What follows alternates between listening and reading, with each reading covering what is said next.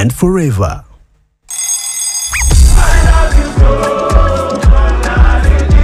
Buli wezwera sawa mukaga n'ekitundu tuba tuggusa ne programu y'enganzi weebegere. Abalokole tuli munyo gwasi bakitalo ngandine Yesu ndi wa kitalo. Mwosabira oluyimba lw'oyagala ne tulukubira butereevu.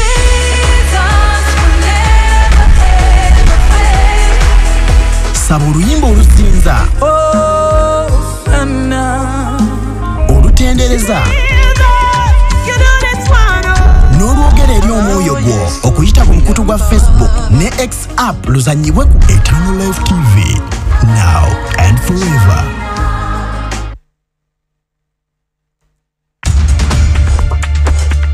Ekiddako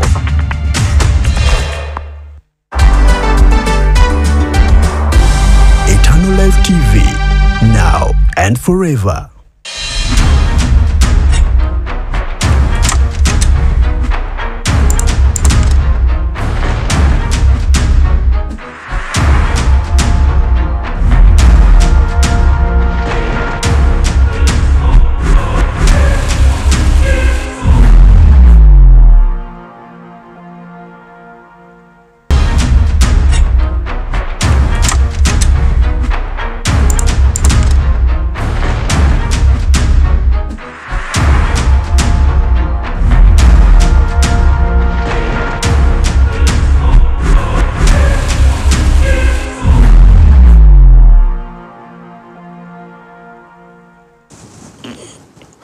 Kwano jaffe abalungi abatulaba mukulike ku Independence mukulike mu Independence Week naye omwezi gwonna gwe tulimu tuba twebaza Mukama kubanga Katonda wakolera ekintu olunaku olumusira lwaki okussa olunaku olumu olujaguza kebere birthday kebere Independence omwezi gwonna gutwale bako byewekolera wabeera mukwano gote wekwasa ne oba waiso weeks 2 wegamba beku surprise naye akiwulire mu bulengeri yonna nenga Mukama yebazibwe tumwebaza atusobosoza okuyita mu weekend n'atuleeta fenna waneno n'atukunganya ku mukutu gwe yasalawo nti no mu kiseera kino tujja kuba tukwatagana nga kwegamba ina byatuyigiriza oyina byoteesa ebiyigiriza kwegamba tubeere nga tulina bye tweyigako ebiweesa Mukama ekitiibwa weewaawo ndoza katwebaze Mukama Godwin Mumza ly'erinnya lyange wano ku program emunyenye enkya taata omulungi tukwebaza olw'obulungi bwo weebale ebyo by'otuteggera weebale ebyo watusuubiza weebale ebyo bye tutuuseeko nga bitusuubiza ne bituukirira era tukwebaza amachago olwaleero nga tujjaguza Independence oba birthday oba ebintu ebyenjawulo mpayo mikwano gyaffe egitwagala egiraba program emunyenye y'enkya abalaba eno eri live n'abo at team repeat mbawaayo taata nsaba Mukama emikisa gyo gibeere nga basobola ogikwatako nga bajoogerako mu bulamu obwo obulungi bwo bubeere nga buli lunaku bubakeera ku makya ennyo n'embirooto nga kwegamba babulowoozaako ng'ate bubatuukako mu buliwo taata omulungi tusabira abo ababadde abalwadde nga si balamu bawonye abo nga kwegamba babadde balina batawaanya bawe obuwanguzi mpaye abo taata bawe abatalina mirimu nsaba obawe emirimu giri gaggadde egikuweesa ekitiibwa mu buli ngeri yonna buli nnyeri ya Yesu Kristo tusabye amina amina amina olunaku olwaleero ngenda kubeerako kwegamba tugenda beera nga show tugikola nze naawe bakopaka bwoweereza olunaku olwaleero webeera birthday yo oba Saturday oba Sunday nga yabadde birthday yo sira lwaki osirika weereza okitegeera naawe atuddeeyo saagala osirike bw'obeere tosaagala obeere mu kamooli enamba ya WhatsApp weeri awo fuba okulaba ng'okola ekintu ekyo buli step gye tugendako bweti buli step gye tugendako okola ki otutegeeza obulungi bwa Mukama oba oddamu ku ekyo kyolaba nange ekyo nandibadde nakyenjogerako otuweereze obubaka waffe tujja kuba tulwana nga twogerezeganya mpola mpola katubeeko ekyawandikibwa ky'olunaku kye tusoma ate tulabe Katonda kyatutegekedde.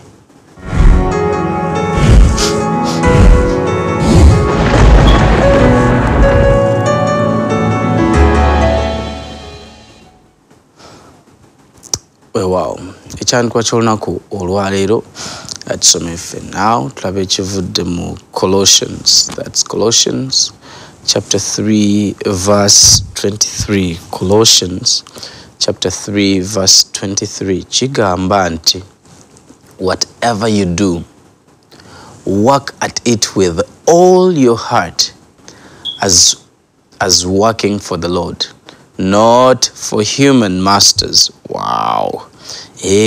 Colossians banange kitabo ekyo tusome ffenna banzijeeko mangu Colossians kale katusome mu Luganda. Okay, thank you so much good people. Colossians chapter 3 verse 23 kigamba nti whatever you do, work at it with all your heart as working for the Lord, not for human masters. Tusomeko ne mu Luganda.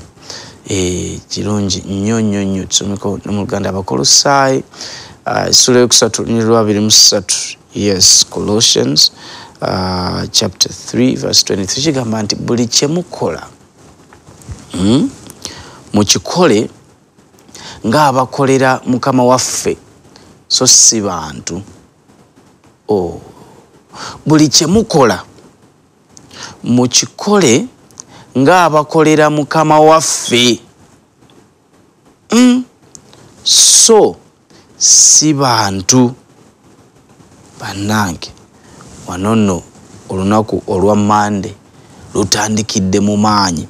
Buli kyokola gwe kikole ng'akikolera Mukama waffe so si bantu. Whatever you do, do it with all your heart as working for the Lord, not for human masters. Bannange omanyi weekend etandise tulina ebintu buli kyokola tekyawuddwako oba kyawaka oba ku mulimu oba osenya oba onaaba okitegeera kwegamba ebintu ebyo byogenda okuteekako omukono bikole n'obuvumu bikole n'amaanyi bikole nga kwegamba dear nga bikolera Mukama waffe ng'obikolera Katonda so si bantu, not earthly masters. What a beautiful portion.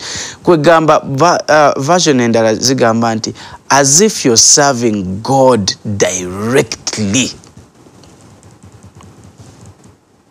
Si bantu, si kulabisibwa bwantu. Simanyi oba ontegeera. It's a beautiful, beautiful portion of scripture. Kakati gwe wiki ewedde eyo tugisangulewo tutandise wiki empya. Oli ku mulimu gwo, oli waka, bintu ki byota omala gakola oba obikola ng'abikolera Katonda direct, kubanga empeera ultimately eva eri Katonda. Tuli ffenna Katonda akuwa ekisa, wabula n'okulamula kujja kuva directly eri Katonda. Wano si waffe. Mutima ki gw'ositula? Sigenda kwongerako, naye Katonda akola ki? Agezeeko omutima oguyuzaayuza ogukebere munda ebintu by'okola naddala ng'obikola maanyi obikosa maanyi niwe kuba kuweereza. Bikola musumba akulabe oba obikola pandabe ku mulimu oba obikolera direct eri Katonda, whether you recognized or not that ogamba nti kasita bikoledde Katonda ye bikuwa n'amaanyi n'obuvumu okugamba nti gino mirimu gya Katonda. Katonda akusaasire tubeeko bye tuyiga oba bye tulaba ebifulumidde mu mpapula y'amawulire, then nja kufissa ku budde mbuuzeeko omukuumu.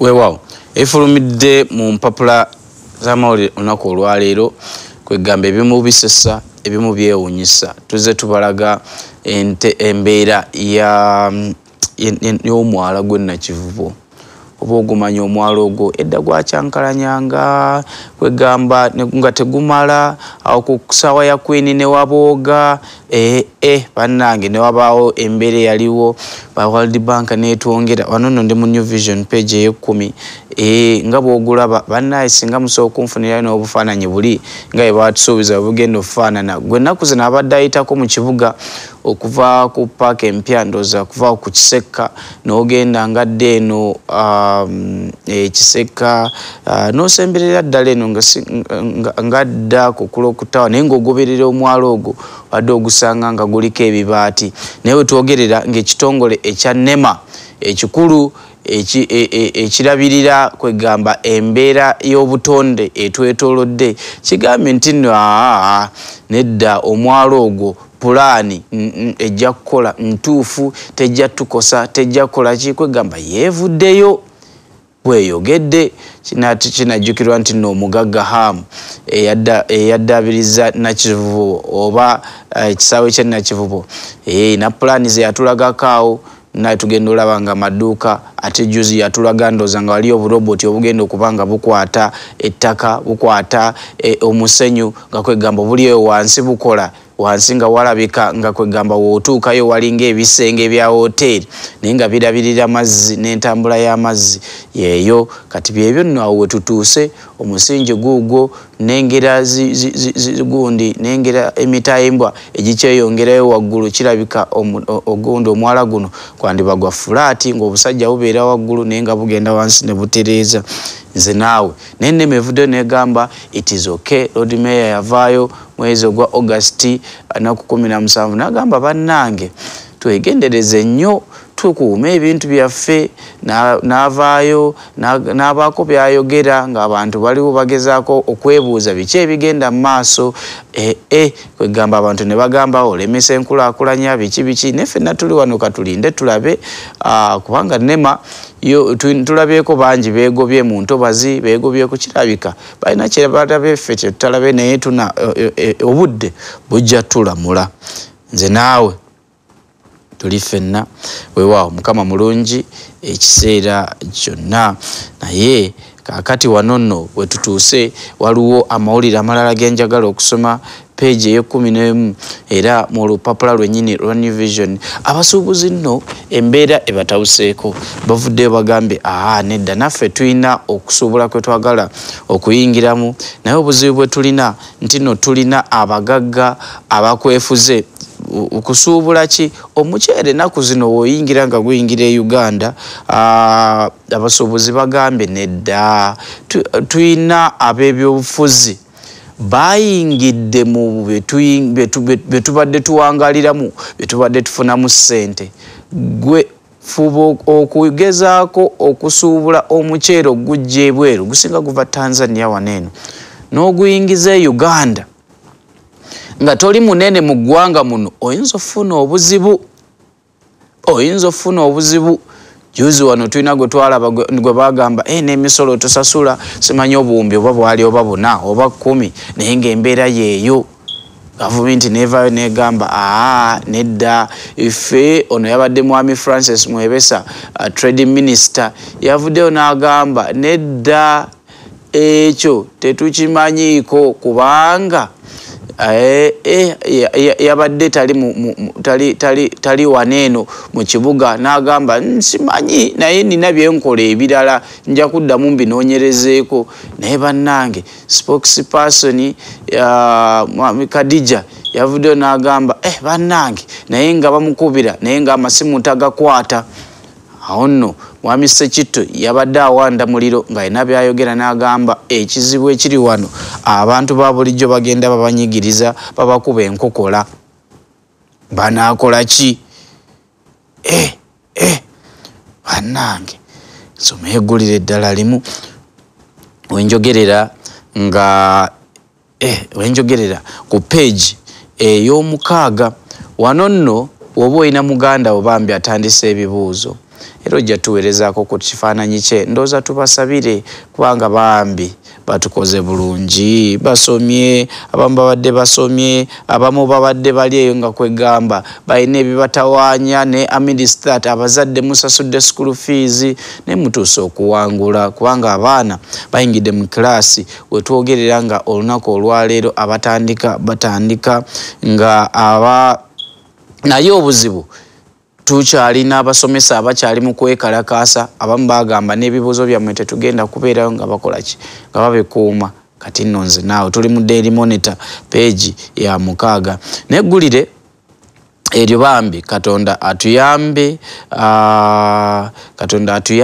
tubeere nga tukola ki nga tubiyita mu gooba olina omwana yenna eyo ebibuuzo byo bitandise naye nga twogerera abaana 43,259 beba candidate abeewandisiza okutuula ebibuuzo bya senior 4 bambi Katonda abasaasire Katonda abawa obusobozi okukola ky'okulaba nga bayita ebibuuzo bineeno Katonda abawa obulamu embeera tetera kubeera nnyangu embeera tetera kubeera nnyangu bambi tubeerako n'emikwano gyaffe nga kwegamba bo abamu batya ebibuuzo tulina mikwano gyaffe nga batya ebibuuzo olwaleero ne wiiki eno n'ebbanga lino Katonda abasaasire abawe obusobozi bw'okulaba nga ebibuuzo mubimaliriza mu linnya lya Yesu Kristo. Kambuzeeko mikwano gyaffe naku lwaleero of course nengeddeko waliwo alina ekibuuzo kyambuuza ngenda kuba nkiddaku. Michael bannange agambye only source God olina olulimi lwewandisa oba Luchina oba Luki nze naawe naye nja kusomako byensomyeko ebitinitini ababuuzizzaako naye nengeddeko ne Nakajiri Susan agambye praise God online church naatubuuzizzaako Bright Star naye atubuuzizzaako agambye good morning naatubuuzaako ffenna Nancy Winfredi naye atubuuzizzaako agambye praise the Lord naddamu praise him all the time nengeddeko Prudi Kintu agambye praise be to God era ffenna naatubuuzaako nengeddeko Agaba Bosco it's good to see you by the way Julie Pretty naye naatubuuzaako praise God naatubuuzaako ffenna Yvonne Katie Yeko Cherub good morning Doreen atubuuzizzaako Nakajiri Doreen kwegamba mwebale nnyo Mutagubya Lawrence tugambye good morning wewe Samuel nokulwalira ali atandise leave ye aina kalivu kwegamba aveeko awumuzeeko ku kiwanga emirimu gyatukolera mingi nnyo twebaza Mukama naye nga tetunaba kugenda kumulamuko njagala nsooke mbabuuzeeko akantu katinitini tekagenda beera kangi mukitegeera kyogereko mu maaso tujja kuba tumwogerako naye ndooza bamunterekaawo katinitini nakyenjagala obabuuza njagala babuuza mukyogereko waffe muterekaawo katinitini babuuzeeko musobole ate okwetegeka mumbuulire kiki kye mulowooza kwegamba byonna tulabe nga tukola ki nga tukwatagana mu nsonga eyo kyogereko olunaku olwaleero nina ekibuuzo kyembuuza okay kangezeko okisikayo waneeno mpola ngezeko okisikayo kyogereko waffe kibuuzo kyembuuza nno kikulu naye wetunaaba bate bakitaddeeyo ndooza nja kibuuzaako mu maaso naye ekirungi mbabuuzizzaako omu ku omu mwebale nnyo mwebalire ddala okeera ku program y'emmunyenye enkya katumulemuko katini ate tugenda kukomawo tulabe nga twogera ku nsonga endala ennyingi ezitegekeddwa.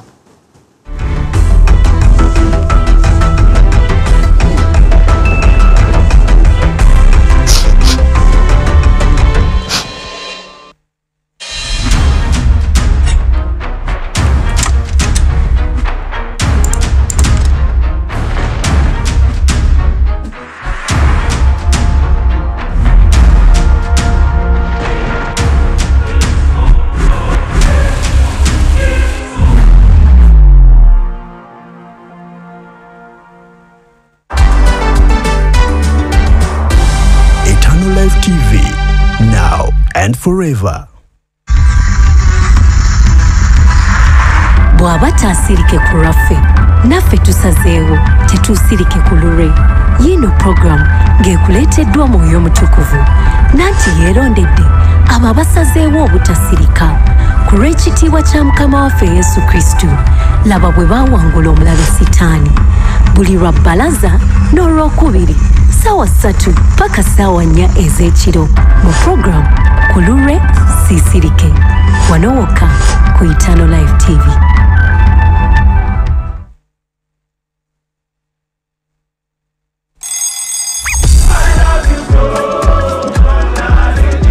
Buli weziwera ssaawa 6 n'ekitundu tuba tuggusa ne programu y'enganzi weebegere. abalokole tuli munnyo gwansi bakitalo nga ndine Yesu ndi wa kitalo. Mwosabira oluyimba lw'oyagala ne tulukubira butereevu.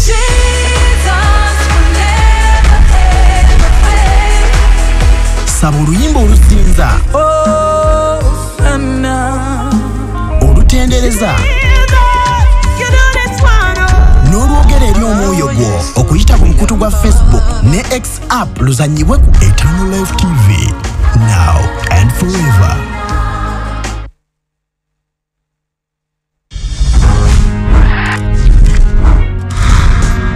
Gwa muvubuka onaalongoosanga otya ekkubo lyo?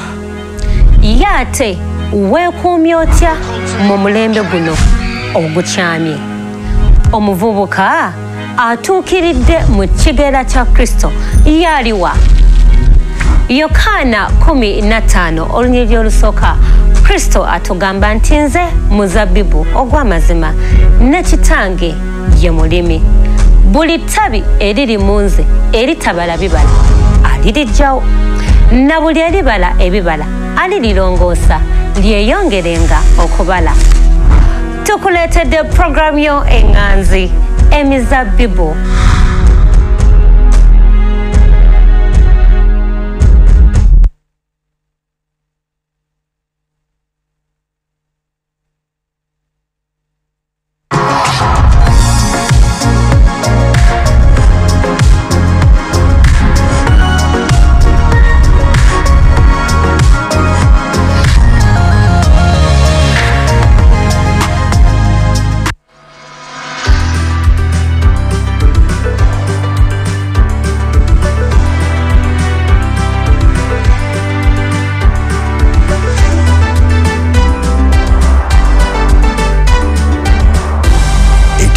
TV now and forever.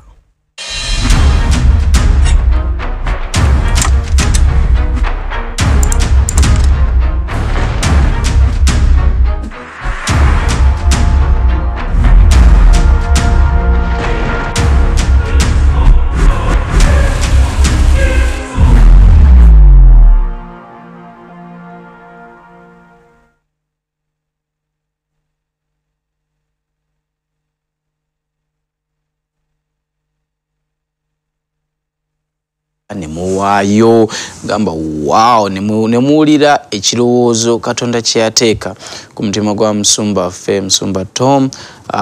Tumwebaza naye okuwulira kuba munange tekitera kubeera kyangu naye ate nammwe nemuwulira ne mugamba TV yaffe erina okubeerawo mu maanyi ddala nnyo. Twebaliza oli ku program Emunyenye Enkya gwe yakajjayo nga if it's your first time actually to be with us here, oli ku program Emunyenye Enkya, tubaako n'emikwano gyaffe bangi nnyo, tubulirewo wootulabira ate ku mukutu kigo tulabirako oli ku Star Times, oli ku GoTV, oli ku Free to Air, oli ku Azam, oli ku YouTube, oli ku Facebook. Tubuulire naye nga yonna osobola otusangayo.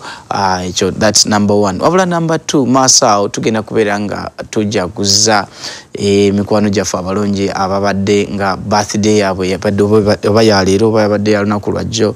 It's only allowed if just from the weekend, kubanga Munyenye Enkya tebeerawo naye nga mukama mulungi ekiseera kyono olunaku tolukiriza kuyitawo buyisi. No, It is not allowed. It is not allowed. It is your special day.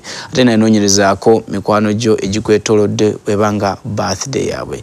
Naye akyatubuuza ayagala otegeera olunaku lwa leero Samali yatandise leave. Omuzi bannaye tukeera ate Samali akeera n'akwasaganya gino n'akwasaganya giri. Kiba kirungi omubiri guno n'oguwummuzaako ate twebaza kubanga bakama baffe bano bakkiriza enkola eyo n'ebeerawo. Kiba kirungi nnyo nnyo nnyo nnyo. Ne Mukama tukwebaza twongera okusabira network tusabye etereere ebigikutte byonna biveewo tunyumirwe show tweyagale mu linnya lya Yesu Kristo amina. Katulabe ku nteebereza y'obudde.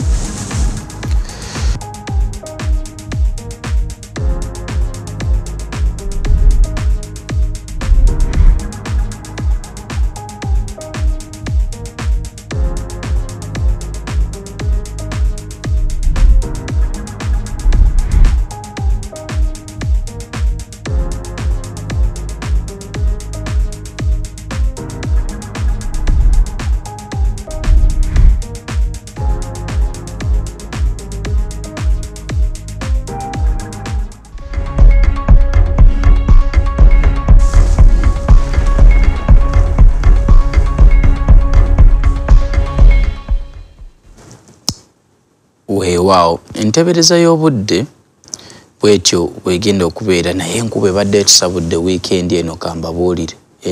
Enkuba egenze naye tusabula one by one nenengerako waneeno nga bambi Kampala ndaba nga tugenda beera na budde bwakiddedde nga mulimu kasana oba nga n'empewo etufuwako naye twesiimye nno waakiri bali Masaka bo ate obudde bugenda beera bwakiddedde nnyo mwesibe ebbiri anti mwe edikota y'ensenene mwino ensenene zikatonda yakuteekawo entegeka ensenene zirina okujja naye zikyava Masaka oba zeeyongerayo kati ziba Kongo naye tubalinze ate temutuseera manyi tuseera ng'ate tulaba ebisawo bingi biyingira. Ndaba Entebbe nammwe Jinja kasana kajja kuba wekali mpola Mbarara naye nga ndaba ndoza Masaka ne Entebbe empewo ejja bafuwamu konda nga temperature ziri wansiko naye tuba tukozesa kyejo 26. Ndaba Arua budde bwakiddedde wadde ekibugumu kijja kuba nga wekiri. Mbale enkuba yo maanyi Fort Portal maanyi Kasese maanyi Gulu akasana kajja kuba kabookyamuko wadde bujabeera bwakiddedde bwe butyo. Bannange twetegeke fubako kyo ennaku zino bisenyiga bingi buli woyita abantu bafeesa nange bannaye yabadde ansazeeko weekend eno mpola nga nfeesa wano ne wali nendooza okumira ku bidagala biyambayambako naye maama edda tetusenyiga tetwamumiriranga ddagala ng'obaawo ne weebuzaabuza ogenda olaba ng'owonye. So tambulako ne akajacket simanyi Rwanda Edith Kamshaba. How is it? Is it still rainy? Enkuba luli watubulira nti no yabakuba empewo ebafuwa oba omusana gye guli mikwano gyaffe abale UAE mutubulireko Kenya North Americas woli mu America woli mu South America oba kwegamba mututegezeeko mpola n'abali ebungereza ne mu nsi ez'enjawulo twandiyagadde mikono gyaffe abagenda okukyalayo mutubulire tubategeere embeera gyeri. Ronald Ramba, good morning. Ndabyeko Sarah Katabazi atubuuzizaako good morning bannange. Saasireka network fire apio Docas oyogedde bulungi nnyo. Ani omulala ono ye Nalubega Christine kubuuzizaako banaye mwebale nnyo. Heaven Sent, how are you doing? Mwebale nnyo okubeera nga kwe muli nnyo n'amaanyi mutukola bulungi. By the way, Alice Catalin Nachide, good morning.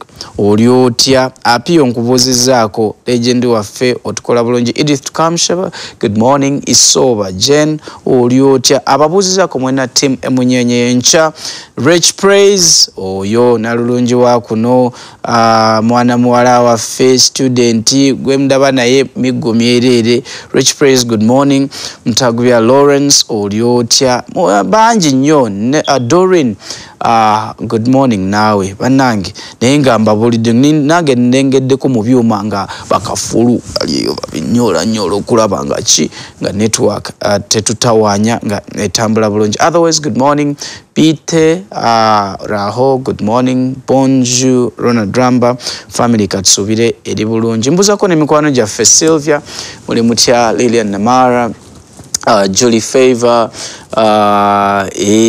Nalongo Recupro babuuza ko Fatma nawe oliotya kwegamba muli mutya really hope buli kimu kiri bulungi tumanyi nti no ensi yonna gyeri Katonda tusaba abawa amaanyi abasobozese okubeera nga buli kimu kitambula bulungi nga ate byemuteekako emikono nammwe abali UAE oba nebimusuubira okukola bibeere nga bitambula bulungi muleme kubanga mwokyankalanyizibwa mu linnya erya Yesu Kristo amina byokuyiga bingi naye olwaleero oba eddakiika eno katulabe akalowoozo k'olunaku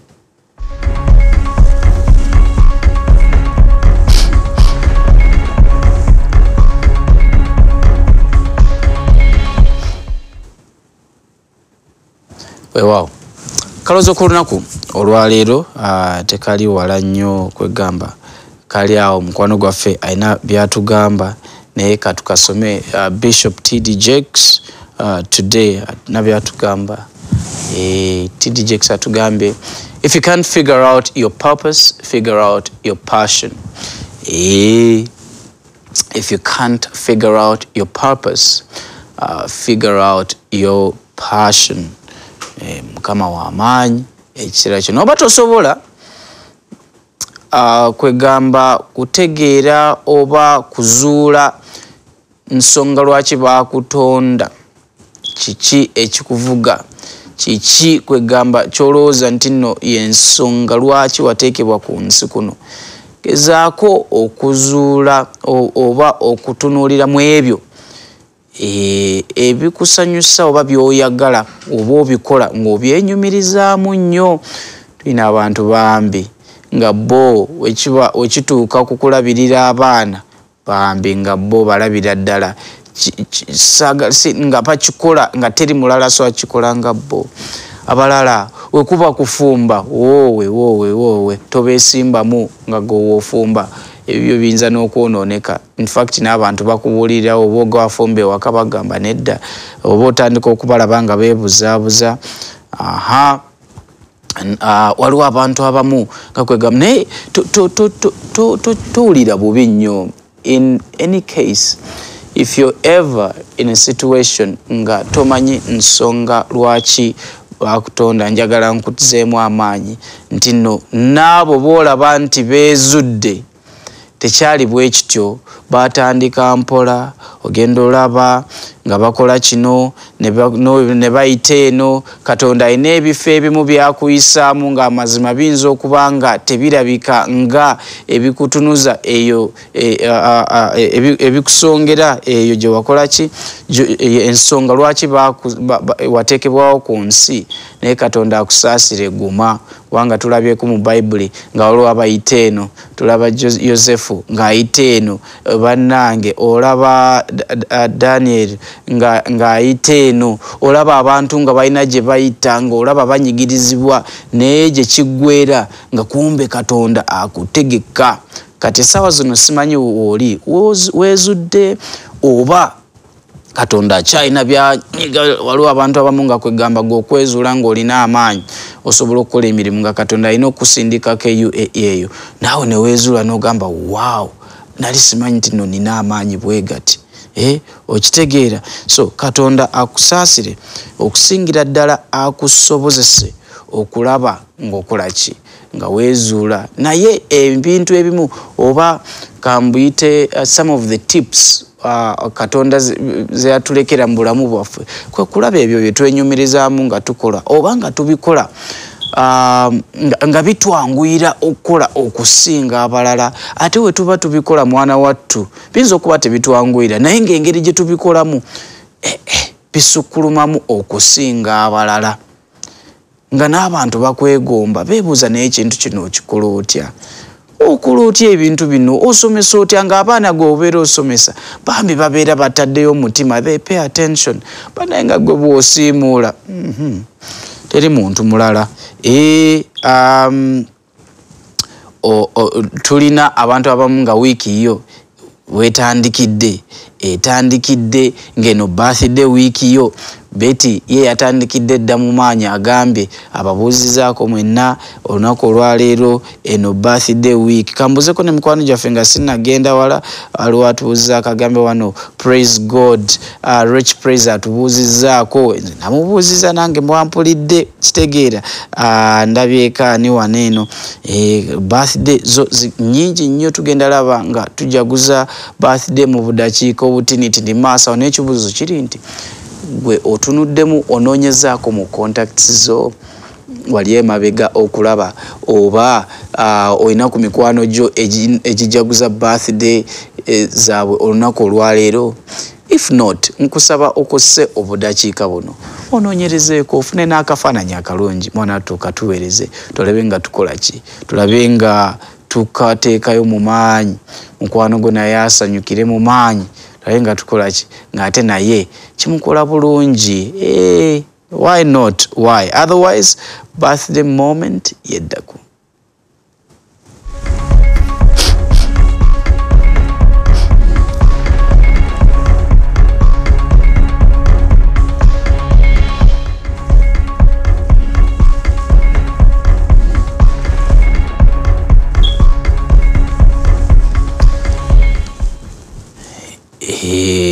birthday moment eyingiddewo mu maanyi nateera ate gwe oba tonatuweereza bifaananyi ogenda kukola otya enamba weeri awo bagenda giteekawo osobole okulaba ng'okola ki nga otuweereza ebifaananyi byo mu budakiika obutali bungi nnyo ate mwana wattu tulabe nga tukola ki nga tujaguza nengeddeko ebifaananyi ebiyingiddewo maama biyingidde n'amaanyi era ngenda kubiwa obudde ndabe nga mikwano gyaffe tukola ki tujaguza why not I think it's a beautiful day we have to make sure we celebrate people nengeddeko Mr. Projumbe weereza ndoza mukwano gwaffe oba Pascal oba yaliwo kubanga nengedde wano nga obaka wedda yabutuweereza naye nga yes mpola omu ku omu ngenda kulaba nga nkola ki nga tujaguza naye nengedde ebifaananyi wano maama gwe atanaweereza layini nno si nnyimpi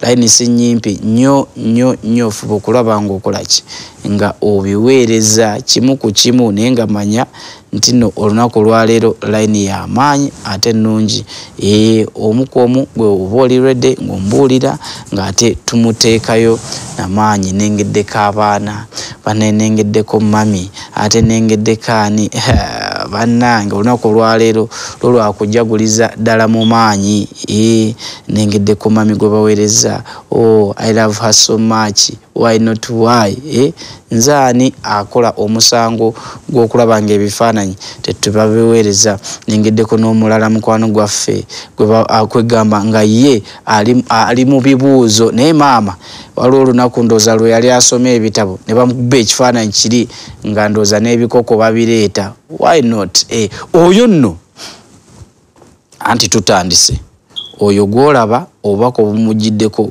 badde bungi good morning Godwin and Samali bannange ono sister wange I want to wish my sister in Christ a happy birthday erinnya lye yaani erinnya lye ye Tendo Liz tell her I love her so much Tendo Liz they love you so much anti bagambye nkubuulire and I appreciate her checking up for me whenever she feels like I'm not present. May God bless her with perfect bless his perfect will towards her life banange.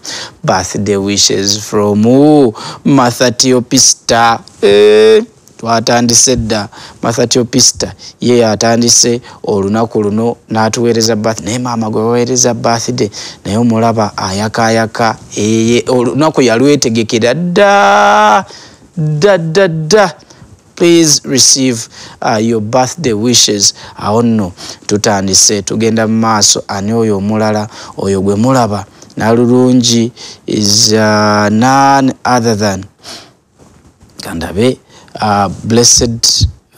blessed loving happy blessed loving birthday woman of God.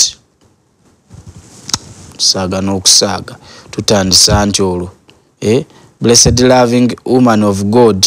Kandabe waneeno nakyenjagala osikayo manyi saagala nnyo okukola nsobi. Woman of God bagambye yaani woman of God sikeyo wano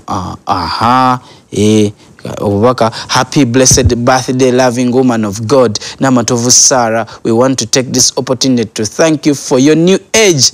Oh banange, I Sharon Lucky together with all the family of Team Bega Irizi we love you.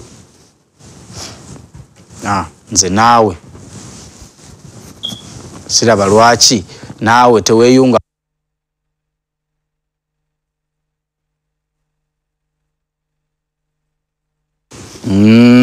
gotamanyi.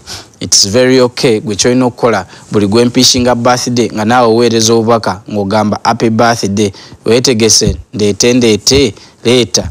Ani oyo gwolaba happy birthday to my favorite little sister maama erinnya lyo balimpadde ye Nahabwe Levers.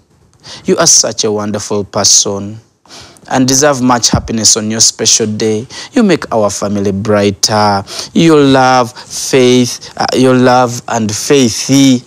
Banange, may this birthday be the start of the best year yet. I pray that God continues to shape your future with purpose and joy. You inspire me every day. Happy birthday, younger sister. Banange, Joanna Jojo akwagaliza birthday. Tukyagenda maaso okitegeera nenga mukulu Seruwembo kubuuzizaako enabweru kubuuzizaako oyo gwolaba oyo gwolaba oyinza okuba weebuuza lwaki mutaddeyo kamusikeyo wano oyo bamuyita Alani Mwami Nampala Alani oyo gwolaba atandise ebibuuzo bya senior 4 n'agambye tujja binyigawo lwampaka atandise ebibuuzo bya senior 4 agambye this is Priscilla Seta naye agenda ku mulimu. It is very okay kasita obubaka butuuse. Happy exam week bana ebibuuzo si byangu weesomera ebibuuzo genda okole ki oyite si kyangu genda osome ebibuuzo olabenga byonna obikwasaganya. Tukwagaliza success njereere anti ndeeta mpola mpola. Oyo mukwano gwaffe bambi ni oyo mami agambe happy birthday to my mom. I love her so much. Good morning. Ani agambe nti birthday ya mami we anti fe wano omulimu tulina gumu gwa kulabanga buli omu afuna olunaku olulungi. Queen and King this Edith waffe oyo tumwagalanya agambe nti nno leero birthday ya mami we. Mami happy birthday ne mami anyirira by the way. Edda luli bagambanga mami n'olinda omukyalo omukadde ennyo naye ennaku zino abaana mulina okwesiba bbiri kubanga bamaama nabo tebakyavaako nnyo. Oba okyali awo ng'omulala ajja ono nno obubaka bwazze bwajjidde ku gundi ku 99 nti nno bannange fuba okulaba ngono birthday. Happy birthday to you my beautiful queen Robin. I wish you more years of blessing and favor.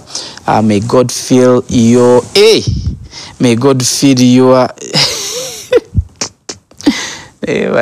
birthday wishes ezisanyusa. May God fill your gap teeth always. Akazigo kwegamba Katonda kati ogambye Katonda akayimiriremu akabikeko nenga bambi agambe may it never fade. May your smile never fade dearest. Lots of love from your friend Annie Stella Banange. bannange ekiri wano nze naawe naye Brady wa Yesu nkubuuzizaako obubaka bwo tubufunye namaanyi nina gwe nkyaleeta wano eno nze naawe bamuyitaani Fazia obubaka bwo bujja mu ddakiika tejja kubeera nyingi ejja kubeera muteekeyo bambi ani gwe sikoze muteekeyo ate oyo beautiful obubaka bwajjiddeko nawo bwabadde bungi oyo happy birthday ndoza teacher Berna ono Maureen yakwagaliza birthday agambe olunaku olw'onyumi ne maama waliwo abantu abeetegekera birthday naawe nakwanguyiriza okupostinga yagenda n'amachinga kino ekiri mu bulago baba kiyita ki oba kyeki bango naye kasita namwe mulabye smart ka makeup keeko olunaku lwerwo yalwetegekera happy birthday katonda akukole bulungi akuwe olunaku olulungi ebirabo byo tebikola ki togeza nokkiriza bireme kujja okitegeera ebirabo bibeere nga bingi nnyo n'okusingira ddala babbi okuva esseguku bonna abalina birthday olunaku olwaleero abaagaliza birthday ez'enjawulo wakyaliyo omulala mutegeezeeko ndabe tusigazaayo Fazia yasigaddeyo naye ate naye tulabe ng'olunaku lukola ki lumutambulira bulungi bannaye bambuuzizza ku Brady wa Yesu aŋŋambye yaneebaziza olunaku olulungi why Fazia ono gw'olaba bagambye please tell her that I love her so much ono mukwano gwange naye atugambye okuweereza birthday obubaka tatubulidde linnya naye wano ndabako ye omanyi waliwo amanya ge tuteekako nga ye yeetuuma Staboni wano obubaka obutera okujjira ku gundi awo ye yeetuuma Staboni happy birthday enjoy olunaku wabula ne musumba waffe omulungi bannange twadde ne musumba waffe omulungi musumba wa Nyonyi alina obubaka bwe yataddeyo n'agamba alina mutabanyi we naye bannange ali eyo atandise ebibuuzo senior 4 era ndoza maaso awo tugenda tutwala obudde tujaguze mikwano gyaffe naye nga bambe Fazia happy birthday enjoy your day bannange abakola ku byebirabo omuntu mutomere butomezi ne oba tomumanyi omuwe ekirabo abantu bali eyo tebabawa birabo nze simanyi nakumanya abantu gye bali eyo tebabawa birabo omuntu n'amalako birthday omwezi ne guggwako ng'alinga gwe bazaalira mu lutalo nga banne abalina omujjaguzaako nga baafa bonna nedda ebyo nno sibyagalira ddala gufuna olunaku baakogonyonyogera baakogootereeza banaye era omuzzeemu amaanyi tusaagala kwerabira Pastor James Wanyonyi okuva wano Trinity Church Mulaji City of the Lord ekiyunga mukono atulaba ne mukyala we babeerako bwe bati babiri abo beeyagala n'agambye olunaku olwaleero Tedio Samuel Wanyonyi St. Francis ali ku St. Francis Borgia High School emukono mu boarding naye atudde senior 4 wow ndoza kankokeo happy birthday to you happy birthday to you happy birthday happy birthday happy birthday to you happy birthday mwebale nnyo mwebalire ddala andabe sina njagala kuyisaawo kino eno ndooza mu health and wellness kankigattirewo wano eno olw'embeera y'obudde nkigattirewo wano twegendereze tuli mu sizoni enkuba kasana nfuufu naddala wano e Uganda fuba okulaba nga weekuuma before you fall sick omubiri gwo guwe immunity baako bijuisi byonywanywako obutunda, emichungwa, kachai yako teekamu ku nniimu, bambi oba olina ulcers okulaba nga naawe onywa ku mazzi, hydrate to as much as possible. Abaana bakebereko buli lunaku kubanga bambi gwojjanjaba naye waliwo abatajjanjaba. Fuba okulaba ng'omwana omuwa katambaala, mutegeke mpola mpola, naawe weetegeke. Omukyala omwami mutegeke, omwami omukyala mutegeke, omugamba waayo otambudde n'akatambaala. Oba talina mugule obutambaala mu season eno, si just kasana oba kutuuyana, naye n'essenyiga naye atwala abantu bubi nnyo n'akutabula omutwe ne gukuluma. N'obulwako n'emirembe ku mulimu, ne bakasitoma abamu ne batandika okutya nti abamu abayisa bubi nnyo. Weewaawo sijja kwongerako nnyo naye nga happy birthday. Katonda abawe olunaku olungi. Kampumulemu katono ate ngenda kkomo.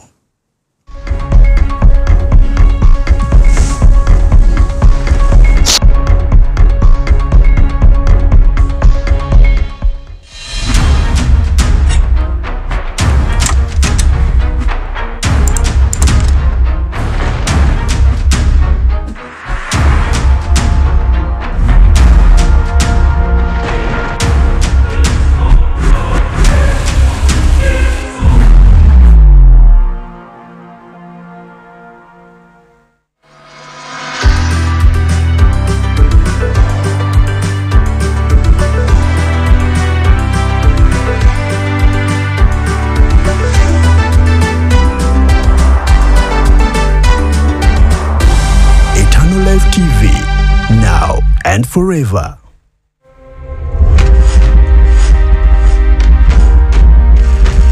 Obuziba bw'okumanya tebupimika, so nga tekkoseya Nyamukaaga ekirambika lwatu nti abantu bange bazikiridde olw'okubula okumanya. Twegatteko ku program essamba ly'omumanyi ng'abamanyi ab'enjawulo batutwala mu buziba bw'ebyo ebitwetooloddera ebitukwatako omuli ebyobulamu. Emigaso gy'amannyo g'omu kamwa mingi gyonna ogimanyi? Biki ebyetaagisa mu kuzimba kwa? Buli Lwamukaaga okuva ku ssaawa 2 okutuuka 4 ez'ekiro tuyige, tukulaakulane, tutuukirire mu Katonda. Nange Samali Linda Babirye wano ku Eternal Life TV.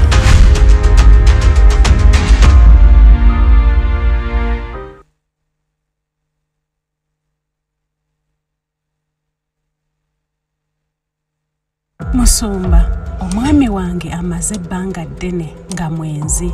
Ngezezzaako okumusabira naye nga takyuka. Ebirowoozo ebibi nga binnemeddemu. Nkoze ntya? Kiva ku ki omuntu okusaba n'okusiiba n'atasumululwa? Ebyo bye bimu ku bibuuzo by'obeera weebuuza nga weetaaga okuddibwamu osobole okuyimirira mu lugendo lwo olw'obulokozi. Twegatteko mu program olujjuliro buli lwa Sande okuva ku ssaawa 2 paka 4 ez'ekiro.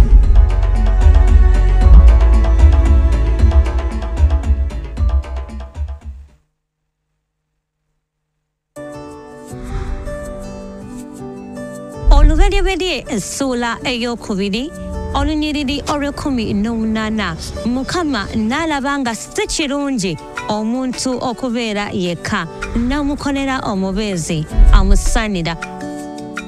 Bwe weeyongerayo ku ssuula eya 24 Bayibuli egamba nti omusajja kyanaavanga aleka kitaawe ne nnyina ne yeetaba ne mukazi we ye, nabo banaabanga omubiri gumu.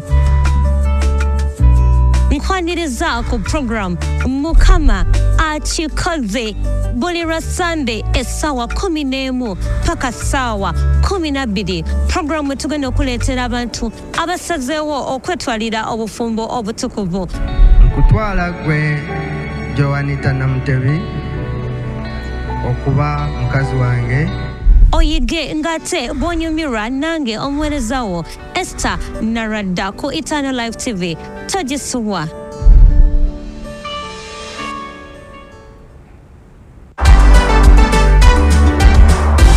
Eternal Life TV, now and forever.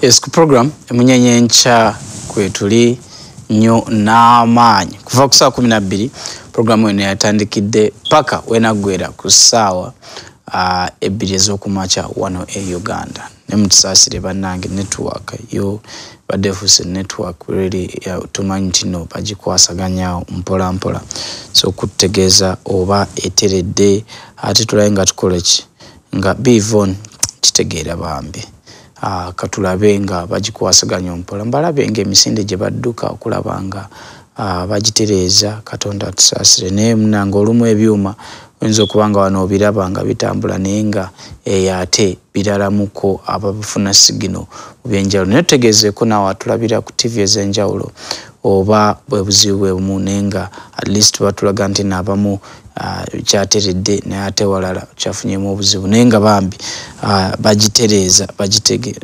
Evelyn truly understand na hivyo naye nga mwebale nnyo okulemera kugamba nti oba ki nze wano sijja kuvaawo babuzaako Anet Nampija, how are you doing banange oli otya?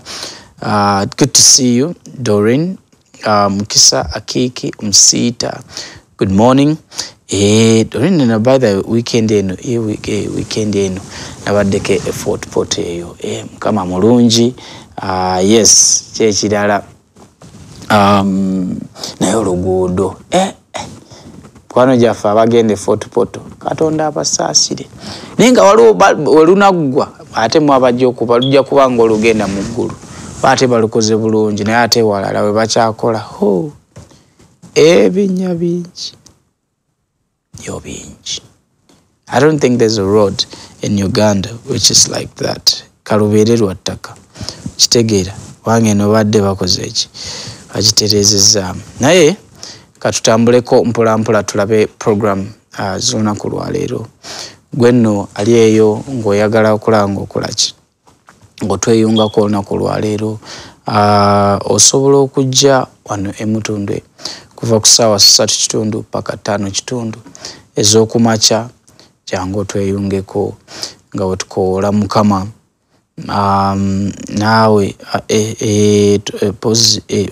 twategezeddwako era jakuba mpisaawa kalankano mpola mpola ssaawa 3:30 paka 5:00 then kuva saa 6 paka saa 8 then ovaawo waliwo neddakaawo n'okusingira ddala kuva saa 2 paka ssaawa 8 ogw'ekiro awo gye tukoole mukama naye kwegamba tulina mikwano gyaffe abadde kweganga mwenyumiriza okutulabira ku TV waliwo enteekateeka eriwo okulaba nga batereeza ekituuti n'ebintu ebirala ebigenda mu maaso ojja tusaasiramu katini bajja kumaliriza ate wanaggwa mwana wattu tujja kuvaayo nga yes nga kiri mulala nga kiri very very fine kiri okay ate tufune experience so naye tujja kuba obuweereza tubufuna ku radio Mtunde Christian Fellowship kwegamba wetuyita platforms z'enjawulo oba Totula TV kwegamba si munyenye enkya programs z'ekkanisa ojja kuba oziraba ku gundi ojja kuba oziraba ojja kuziwuliriza ku radio naye nga show zonna zijja kubeera ku TV zonna tojja kusuwa n'emu okujja zonna zijja beerako ne ku radio fuba okulaba ng'otega wano ne wali obuweereza bwo ojja kuba obula naye nga live service tejja kubeerawo okumala weeks 3 tulina enkulaakulana kanjite enkulaakulana waliwo enkulaakulana egenda mu maaso so naye nga byonna ojja kuba ofuna ku MCF ku TV ojja kuba ofuna program zonna zijja kubeerako Katonda atusaasire ayongere okutuyamba nengeddeko wano eno sorry nengeddeko waneeno I think comment ye era ngenda giweereza eri mikwano gyaffe Edith atugambye alina kyatugambye era ngenda kiweereza bakama baffe waneeno bakitegeere bakifune bulungi nnyo ate bakikwasaganye. I totally understand. We want to make sure that we give you the best of experiences. Era kanfune obudde wano nkiweereze bakama baffe babano send wonderful bali mu kukirabaawo ate nakyo bakitereeze naye nga program besto wezigenda okubeera waneeno fuba okulaba nga ofuna ku budde nonoonya mukama n'owuliriza ku platforms ez'enjawulo ezitegekeddwa ate muganda wange tulabe nga tukola ki nga tukula mu bintu by'omwoyo kubanga ebyensi nabyo tubiwe obudde obungi n'ebyomwoyo nabyo tubiwe obudde naye ebyokwogerako kugambye n'okwiga olunaku lwaleero tebigenda kuggwayo naye oli otya gwe yakatweyungako oli bulungi bitambula bulungi naye bate bitambula bulungi nzikiriza nti mukama ono atuwa ekisa tagenda kukkiriza kubeera ng'osemba agenda kuyamba ajja kuwanirira okusingira ddala n'oba owulira ng'okoze ekinga olina ekinya ky'ogwamu tajja kukkiriza kubulira ajja kusikayo ate rabe nga otambulira mu buwanguzi malayika be balina okuba nga bakola waliwo bamalayika abali in charge of your life bakoowole mu bulamu maanyi kumaanyi naye nga bambi bakikolako mu linnya erya mukama waffe Yesu Kristo. Alright, atubeeko bye tuyiga ndowooza era mu bukodyo bwa business.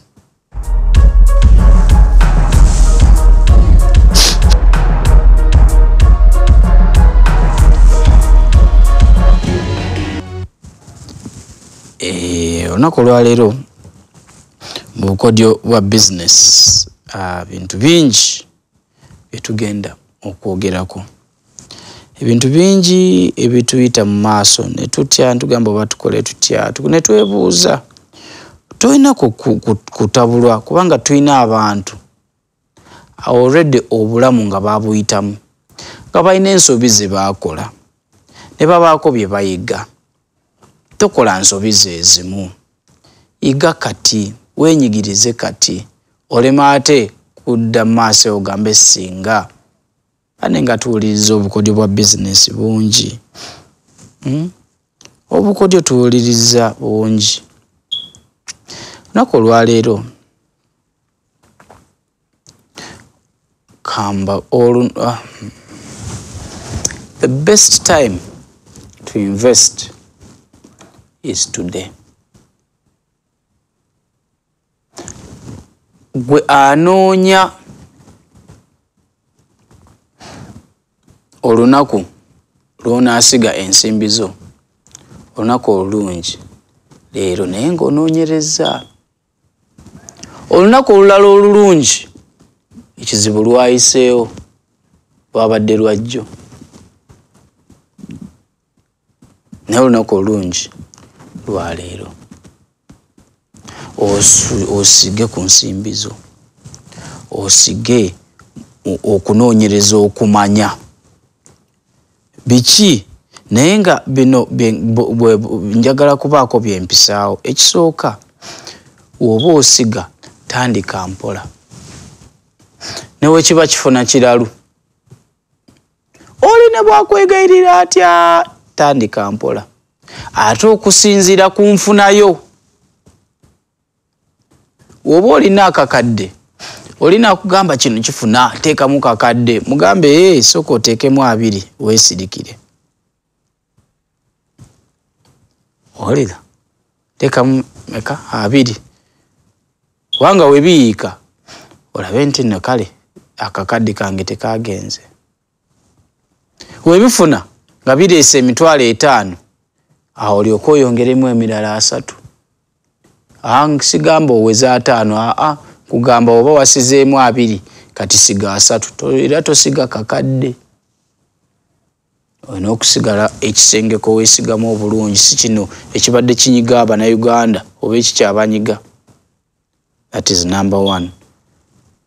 Tandika mpola naye oba ng'olima tandika mpola naye banga kifuna kiralu tandika mpola siga katini wakiri ofune katini oyongereko mpola mpola with the time ogene ng'omanyira webifunira season webitafunira mpola mpola nga bwoyiga twagala oyige nga bikuwochezza nnyo sekyo kyokka katon kufuba okulaba no kyonna nga bwosiga sitoina kuteeka mu nnyo wabula ekyokubiri weewale nnyo zaala weewale nnyo ekintu kyolaba naawe mu mutima ng'omwoyo mutukuvu akukoonyeeko n'akugamba tino hawano nno sente zo zandifiirayo tuli fena weewale nnyo ekirala fuba okulaba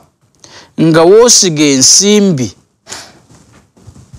mu kirowoozo kyo newekaba katini nga wasalawo nti buli mwezi njateekayo emitwalo 2 nga sente ezo engeri gye zikuvaako si zaakusooka kwekuula mulago nga zikwanguyira okukola ki okutoolako the some automatic investments. Katonda akusaasire akuyambe nereka nkubuulira okusingira ddala siga kati kubanga kyoti okusigamu kati mu myaka 10-23 mwana wattu sente zimala ne ziwera naye zibanga zitandise nga ntini kitegeera na mikwano gyaffe waneeno example gyensobola okwogerako ya NSSF kitegeera nga bo gwe gambo oyinza okuba wakolera ngeeyo ne bakuteerako obusente butini ne ebbanga we ligenda litambula obusente bumala ne bukola ki ne bwekubisaamu aye gy'onaakulira eyo Katonda nga akuwadde obulamu kabubeere butini ojja kubwenyumirizaamu. Money compounds over time. Standard nabagamba wano nti nno ofubanga nnyo okulaba ng'oinvestinga nga weeyongerako ebitundu 2 buli mwaka. Naate standard of investment is 20% of your income. Sente sintini nnyo nkimanyi ebwetaavu bw'olina bungi naye leka nkubulire naawe boolaba abasiga nabo obwetaavu ate balina bungi bebeerekereza ebingi. Siga n'amagezi kwegamba baako wooteeka teekawo katini nga n'akafiirwa tekajja kwokya nnyo va mu bintu oli banakucamusa nti no bino bifuna kiralu ebyo dduka buddusi nga naawe owulira omutima gukyamuukiridde oba toli wiringi kufuna mpola mpola siga mpola siga akasente k'omanyi tekajja kukalubiriza tojja keekuulira mu mulago akatinitini kasoboka. Wali abantu nga basiga omutwalo basiga 2 weebuuze bakola ki ne muganda wange mpola mpola nga bafuna n'abakyala b'oyitako nga bambi batunda greens okitegeera g'oli eyo otudde ne greens nga batudde agulayo nga zeebiri tyabali nga balabirira famire zaabwe kale g'ogira olindawo nasigira mu masuuti oba mikwano gyo we bataakola ki we batakulabe n'oswala. Nze naawe waliwo mikwano gyaffe nga twasoma nabo naye omusanga nga avuga booda kituufu nga yafuna diguri naye ng'emirimu gyabula n'agamba nno nze kanjeevugire mpola mpola. Nina gwe nalaba nanyumiza n'agamba ye ayimirira ku stage yaki stage ya taxi n'ayita abantu ebyo bemulaba munange kati yamanyira n'eddoboozi lyagejja kati wetwogerera nga teri taxi ne waba taleekanye era ezize bazimuwa. So Katonda kuwa ekisa bijjeemu ensonyi. Your future is extremely important. Kitegeera ebyo byempisizaawo mu bukodyo bwa business.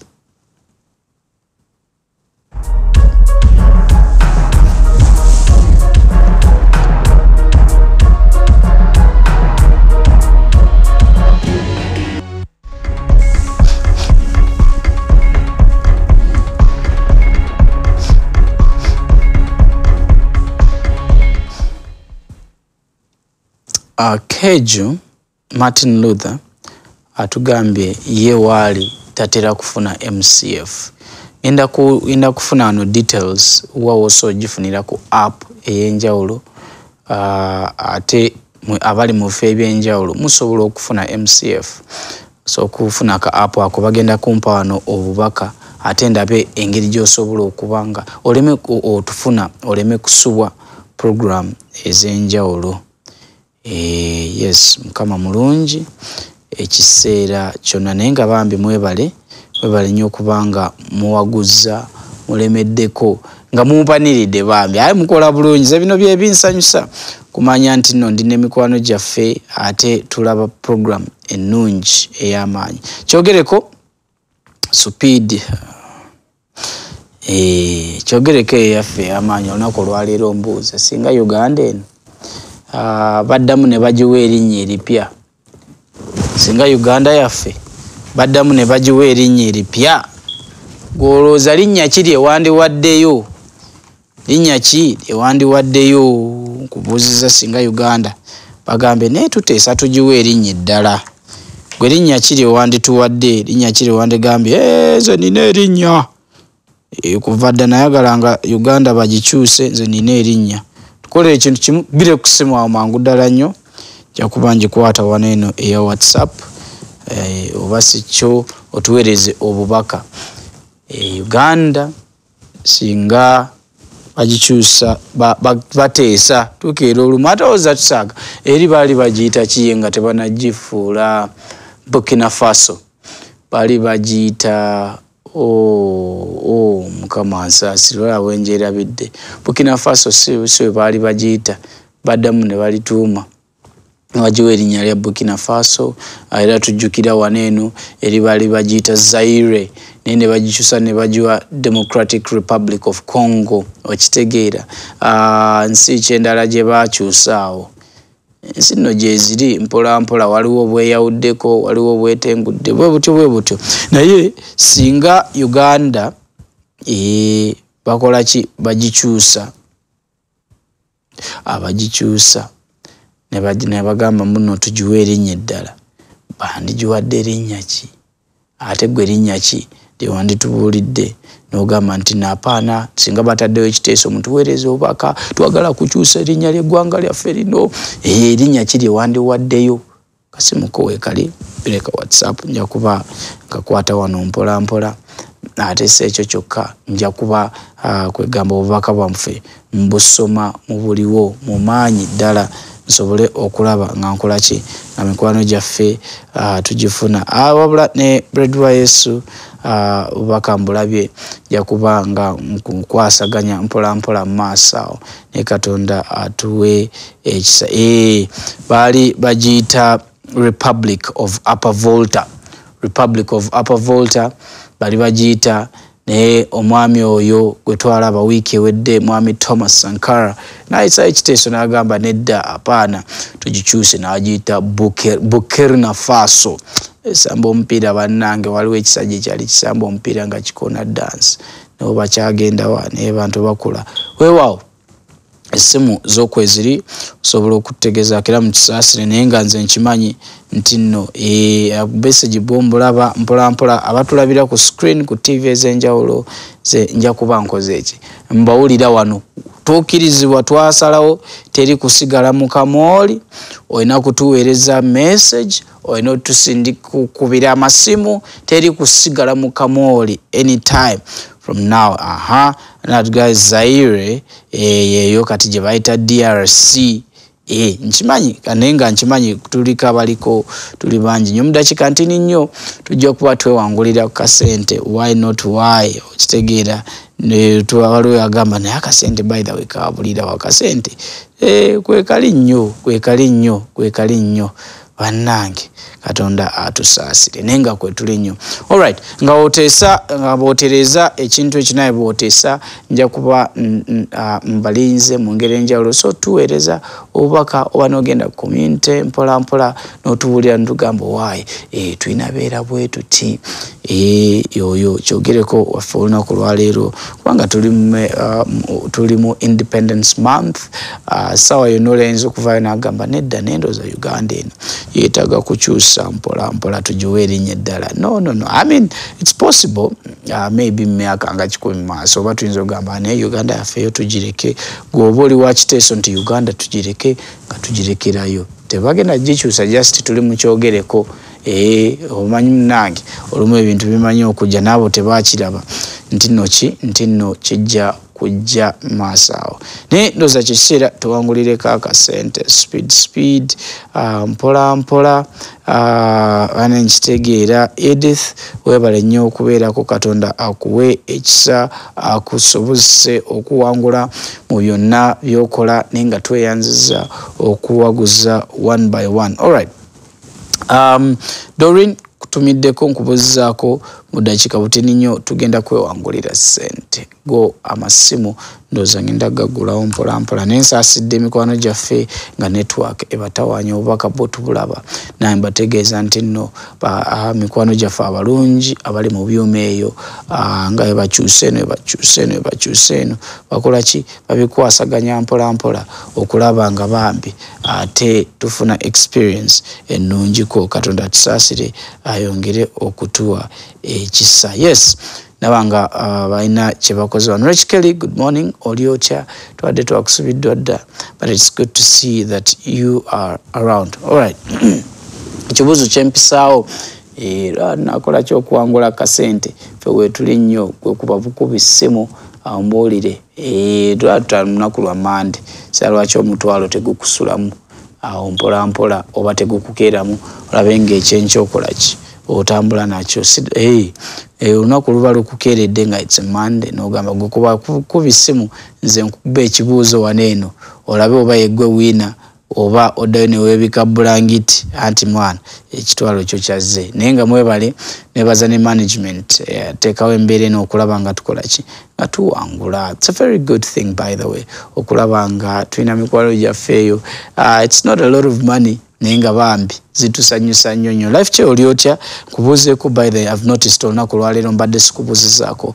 Good morning Life Chair Oliotya, emirimu gikutambulidde gitya, akwagala ali atya, bamuramira muli mutya, muli eyo Katonda abakoze bulungi kamutera nimuvaako wano ne mugenda ku America ne mugenda ke China ne mugenda ke South Africa nga munyumirwa mpola nenga twebaza Mukama kubanga mulungi ate ebyo byonna yabikola. Ekibuuzo njagala kiyisaawo babukuba essimu kwoche ekibuuzo kyo si kizibu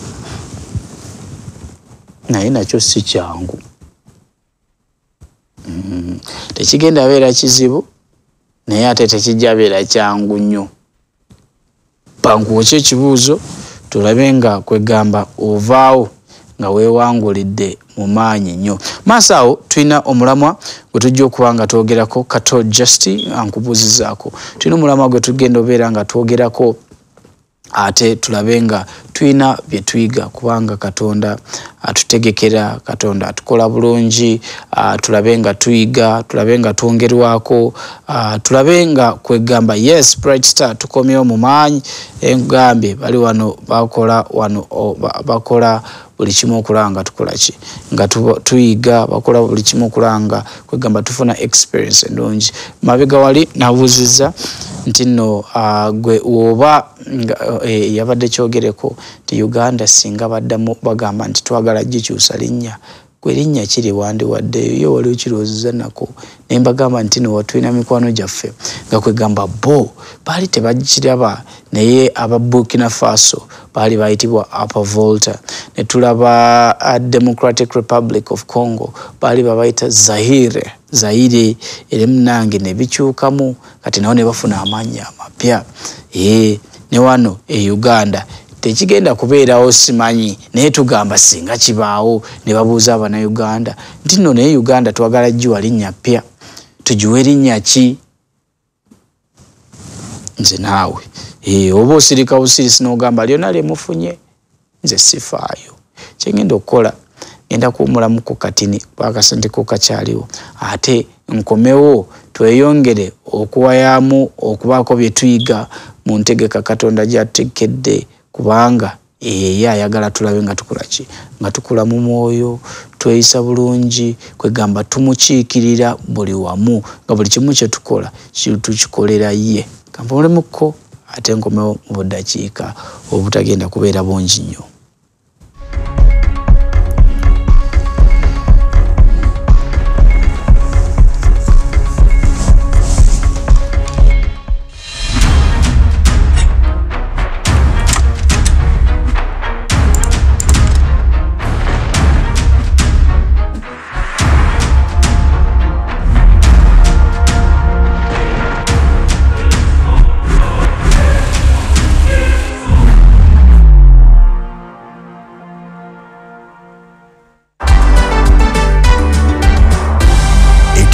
TV, now and forever. Bw'aba taasirike ku lwaffe naffe tusazeewo tetuusirike ku lulwe. Yino program ng'ekuleeteddwa Mwoyo Mutukuvu nanti yeerondedde abo abasazeewo obutasirika ku lw'ekitiibwa kya Mukama waffe Yesu Kristo. Laba bwe baawangula omulabe Sitaani buli lwa bbalaza n'olwokubiri ssaawa 3 paka ssaawa 4 ez'ekiro mu program ku lulwe siisirike wano wokka ku Eternal Life TV.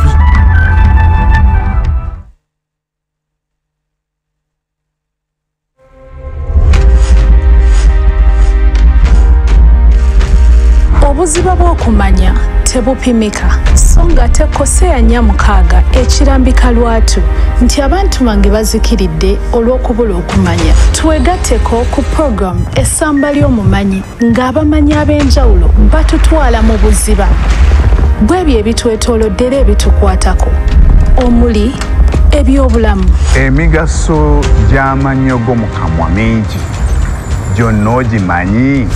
Biki ebyetaagisa mu kuzimba kwaffe? Buli lwa 6 okuva ku ssaawa 2 okutuuka 4 ez'ekiro tuyige tukulaakulane tutuukirire mu Katonda. Nange Samali Linda Babirye wano ku Eternal Life TV.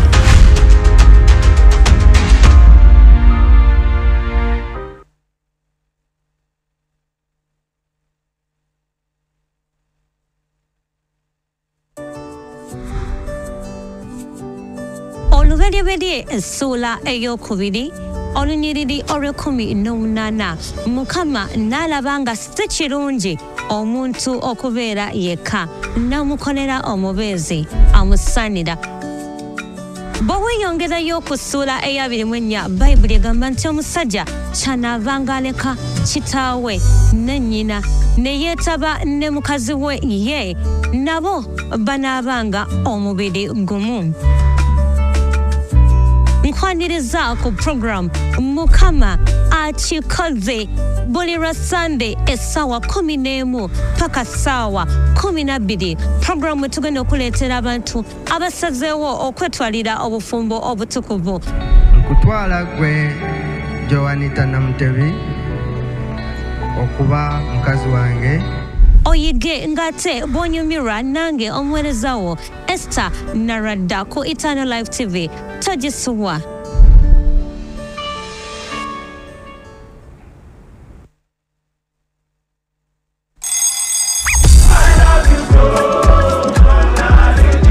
Buli weziwera ssaawa 6 n'ekitundu tuba tuggusa ne programu y'eŋŋanzi weebegere. Abalokole tuli mu nnyo gwasi tuli ba kitalo nga ndine Yesu ndi wa kitalo. Mwosabira oluyimba lw'oyagala ne tulukubira butereevu.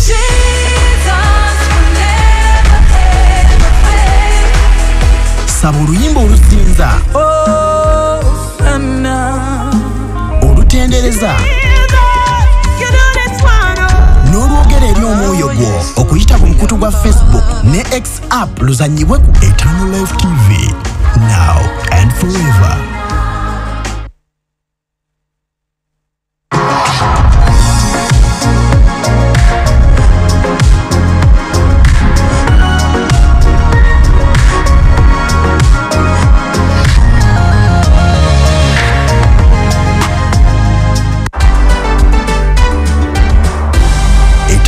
TV, now and forever.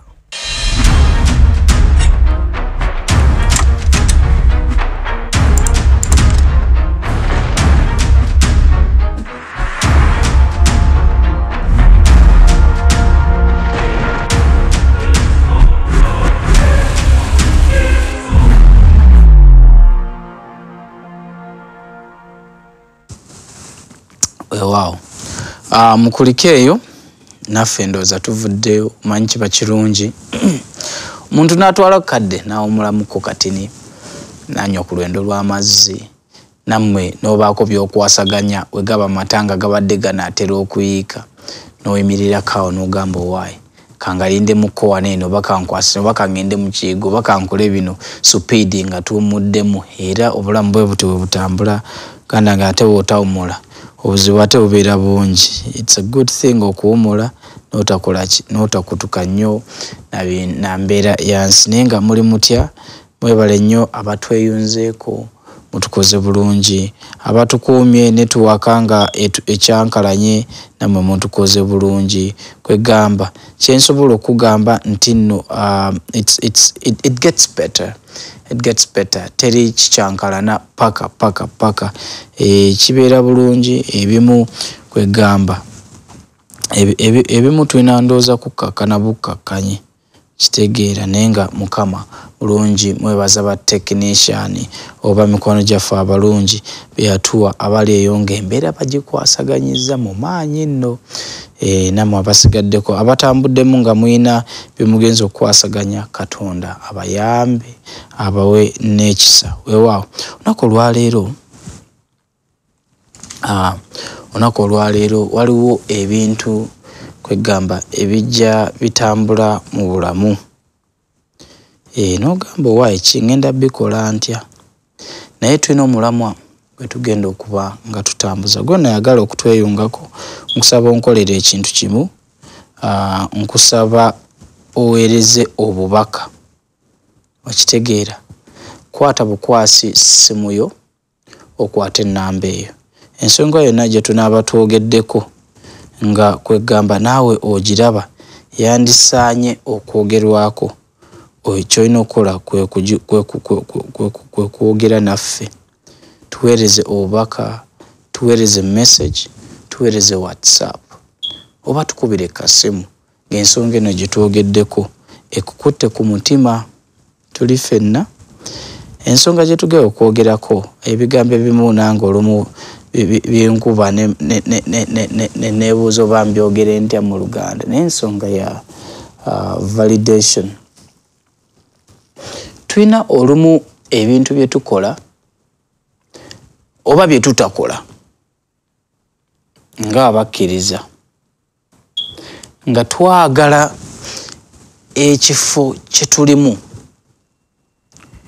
kitwagale oba batusembeze awo waliwo bye tukola newabaawo ebintu ebimu bye twewala okukola oba okwogerako kubanga tetwagala bantu kututegeera bubi tetwagala bantu kulekerawo tusembeza mu mboozi zaabwe tetwagala kwegamba abantu webanga balina biddiiru bye bakola naffe twagala tusigale nga tufunamu.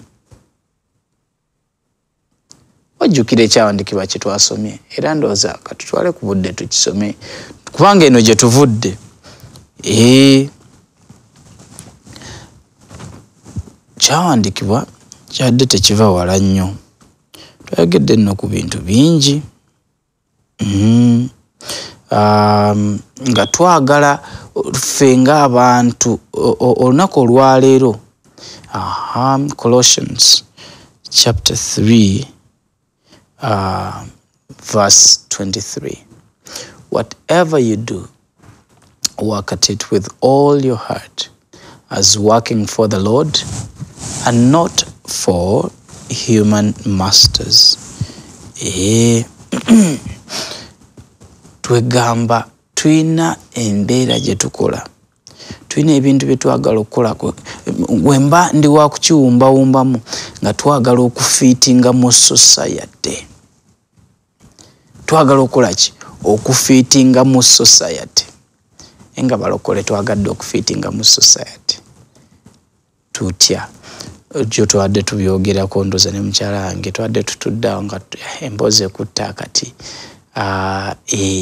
nenga twogera n'agamba waayi omanyi waliwo budansi kabaka akafuluma bwe kati nga oluyimba nno si lwa balokole gendo enkeera kafulumondo zo balwa mukaaga enkeera okasanga ku katuuti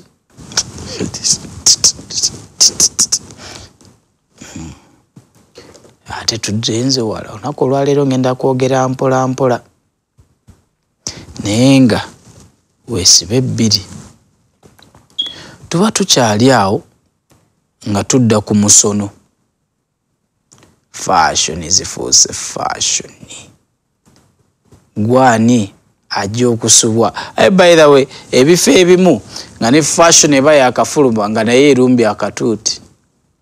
It's not that it's bad nenga emisono egimu nga naawe gitunulira n'otyamuko waliwo ebifo n'ogamba bannaye tuli mu fashion competition oba tukyanoonya mukama.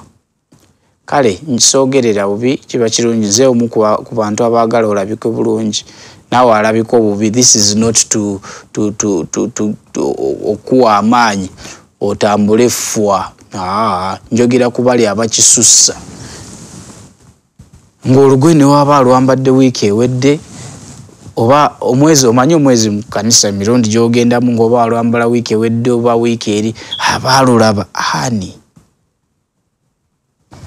so kempulireko wano manyi tulina mukwano gwaffe wano eno Hamida ayina akameseji katuweereza katusooke tuwulire ku bubaka bwe bambi Hamida twakabadde twale ne Hamida n'awaguza tukwasaganya wano mpola mpola mu Masaasire nenga mukama mulungi.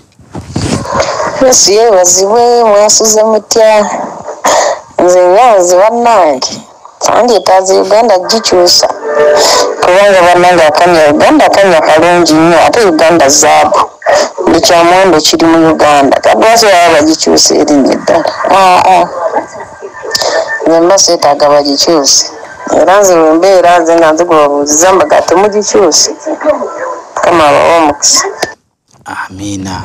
Oyo mukwano gwaffe Hamida oba weebuuza kikyaze muntu abuuza mu kyogereko wali eri tino singa bakeera olunaku ne bagamba nti nno tuwulira muli nga twagala eggwanga lino dikyusa erinnya twandidwadde erinnya ki? Hamida agambe temutawaana Uganda zaabu, Uganda is beautiful. Saagala kukyusa linnya lyonna tukole ki tulirekeyo naye nga bambi mwebale nnyo mwebalire ddala.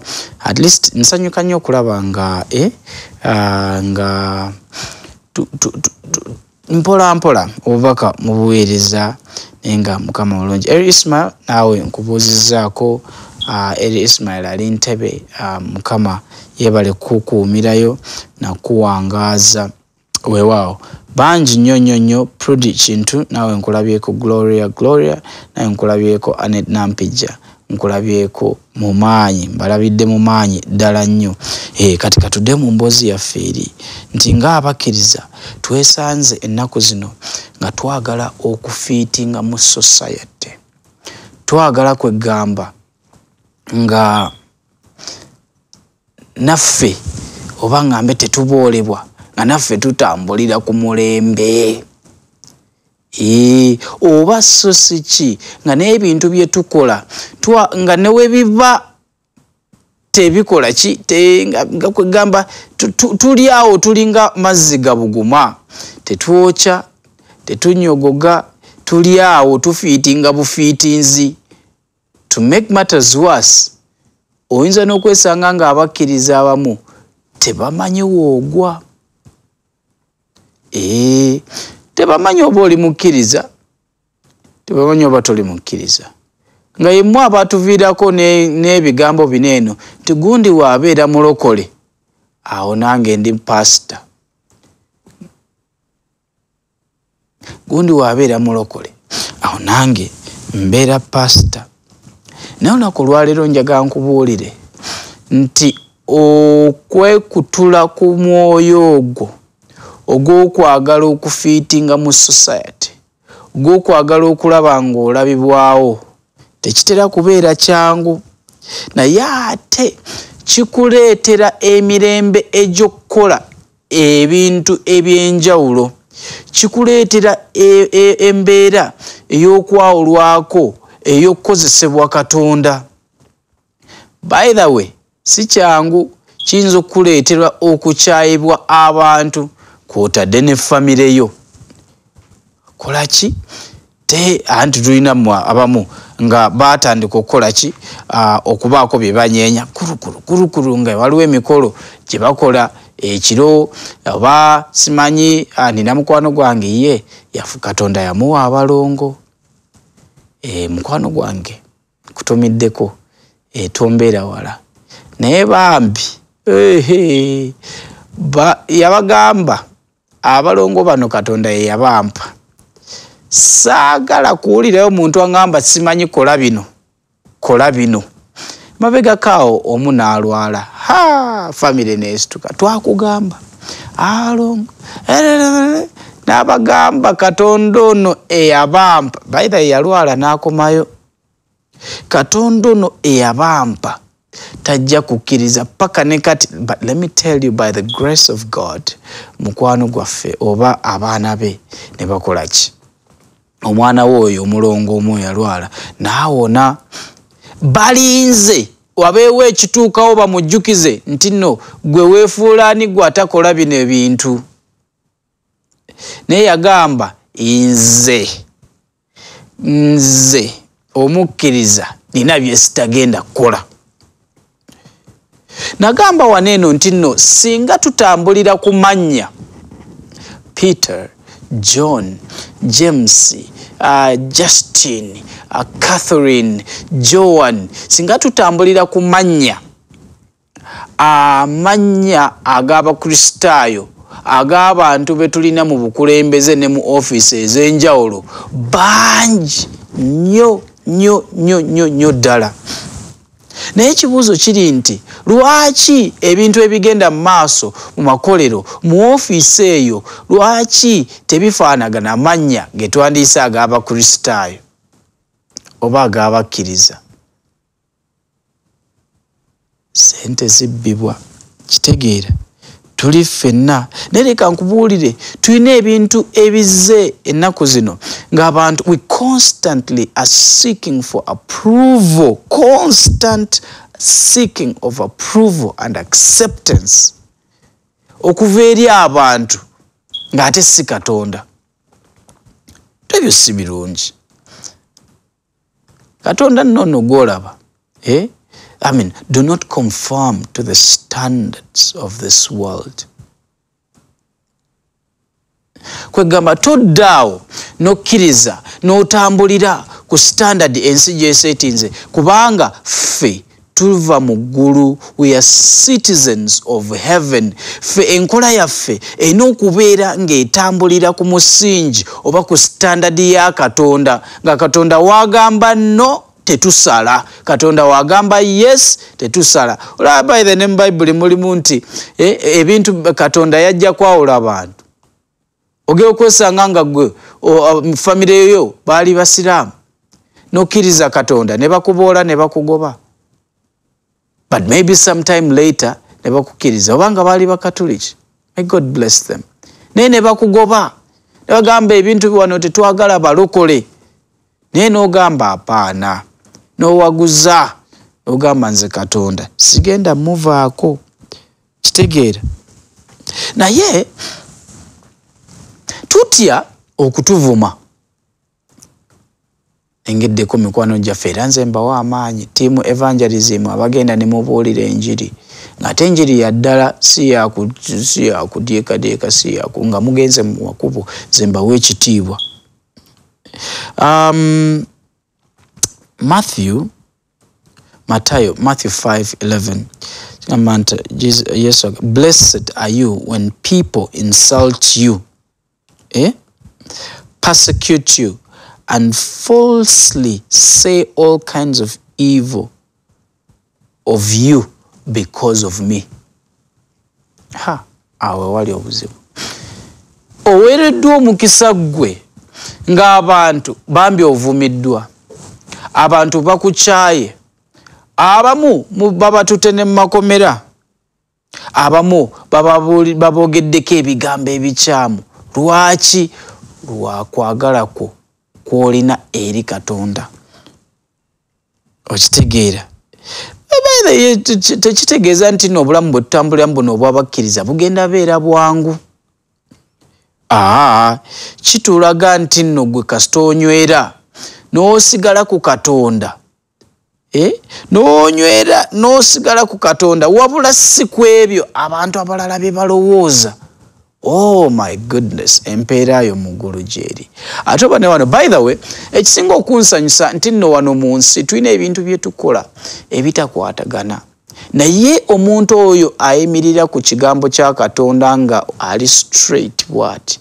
N'abatali bakkiriza bamwogerako ne bagamba bannange nina gwe mmanyi mu office gye sitagenda kwogera, mabega kaawo yalina ebintu byagamba nze bino sigenda kukkiriza biyitewo. N'avaayo n'abiroopa ne babiwandikako mawulire.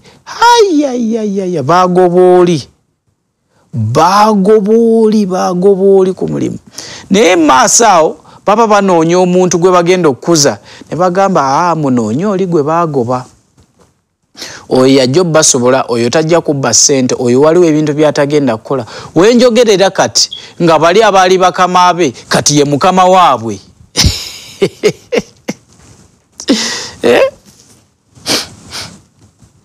Olaba Katonda byakola. Tuli ku breaking up with validation. Tetwagala kubeerawo nga tukolera nsi, simanyi tukolera bantu, tukolera Katonda, tetwagala kusiimibwa nsi. Oba ensi ekukyawe bulira enjiri. Aliwo obubaka bwenfunye, gwe beera ng'otuweereza obubaka. Obubaka bwo obujja bambi. Mukwano gyaffe nga message zo zizze late nansaasira mu kati. Tuli ffenna bangi bambi abatuweereza obubaka tebandiyagadde ensi yaffe gikyusa linnya, kubanga erinnya balikyusa kitegeeza n'ebintu ebirala biyinza okukyukirako ate nga ffe bye tumanyidde. Bambi mwebale nnyo, mwebalire ddala.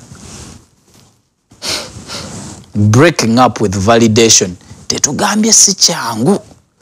Waliwo agamba nti nno yandigambye byangu naye si byangu. Obeera mu mikwano gyo nga bo bamanyira okukola bino ebintu ebyo. Oba naawe by the validation eringa njaga nti naawe wamanyira abantu okuwaanawaana, wamanyira ofiitinga mu society. Laba Katonda wakuyita n'agamba kati olina tandika buulira njiri, ate njagala njiri bweti. Repent. Okitegeera. Naye leka nkubuulire, buli woonoonya validation, abeewa nyamba validation kye mu Luganda kinoonya. Buli woonoonya okutambulira mu bulamu obusanyusa abalala, obulamu obufiitinga mu balala, let me tell you, kitegeeza obulamu bw'otambuza si bubwo, bulamu bw'abalala. Ovuli photocopy, oli duplicate, tokyali original. Abamu ku mubeera mu mbeera nga tewandibyagadde n'ogamba why kasita buli omu akikkiriza nzaani. No, vaawo otambula. Kitegeeza otambulira obulamu bw'olimu si bubwo bw'abalala.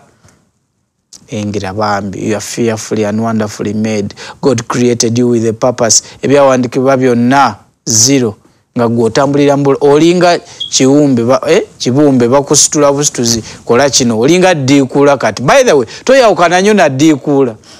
Bwa ddiikuula yakola ebintu ebisanyusa abantu. Nga naye si bulamu bwe, naye nga bwe bumubeezaawo. Okitegeera? Oyina kulemerako. Okitegeera? Ekitegeeza oyina akatiba ak'omuntu omulala k'oyingiddemu. Lengera omuntu eyatondebwa Katonda, akatiba kali original okuva eri Katonda, ate n'ojja ku nsi eno n'otandika otambulira mu katiba ak'abantu abalala. Tulina abantu nga bambi naye Katonda alina plan eri obulamu bwaffe, alina plan eri obulamu bwo. Okitegeera? Ate that plan is not about being accepted by society. Nze nkubuulira nnaku olwaleero tulina ebintu ebimu bye tukkiriza ng'eggwanga nga naye bituzza mabega, nga twandibadde tutambula. You are such a unique person. Okukkirizibwa bangambye okukkirizibwa neno nga gwe buli wamu ne ogenda mu babbi oyagala babeere nga bakukkiriza okitegeera ne boogenda mu bafere wakiri obeerawo ne boogenda mu bantu nga kwegamba gwe buli wamu ofiitingawo enjiri gye tubuulira abantu abasinga ebanyiiza let me tell you enjiri ebanyiiza olwa n'abazadde bataka kusabasaba bekyokola ki obulamu weeyitaani gwolooza gwe malayika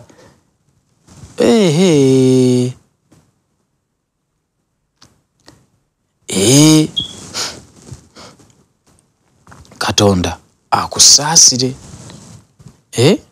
naye ekibuuzo kye njagala okubuuza nga tutambuza emboozi eno Katonda waakutunuulira Katonda waakutunuulira or are you trying to approve to get the validation of people oba Katonda tuli fenna obulamu bwo obutunuulira kwegamba Katonda abwenyumirizaamu olabira ddala nga otambulira mu maaso ga Katonda noga Katonda wantunuulira kati obulamu bwange abwenyumirizaamu buli kimu kyenkola nkikola kusanyusa Katonda si bantu oba ogezaako okusanyusa bantu naye nkubuulira olunaku olwaleero singa ogezaako okusanyusa abantu singa ogezaako okusanyusa abantu tuli fenna wandibanga oli mu bulamu bukyamu kyova olaba Katonda ebintu byagala okukola ennaku zino baile Katonda ne waba ayagala asooka okukozesa amayinja but why use stones asobola n'okukozesa abatali bakkiriza waki akozesa abatali bakkiriza nga gwe omukkiriza wooli